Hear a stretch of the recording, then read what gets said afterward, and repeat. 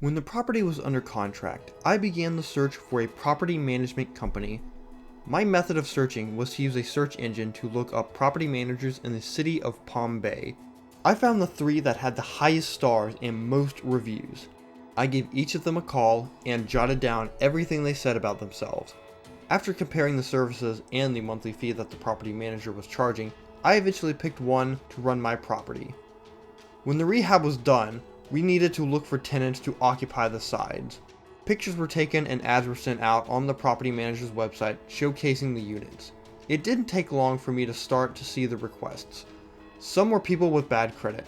One person had recently been out of jail and the parole officer was vouching for them. Since this is my first rental, I needed to be smart about who I'd choose. That meant no risks. In a real estate podcast I like to listen to, Bigger Pocket, there have been horror stories about bad tenants that were discussed. I was determined not to make that mistake. Eventually, a great tenant was found and I put them in one unit. After a few more weeks, I waited for another good tenant, but none came.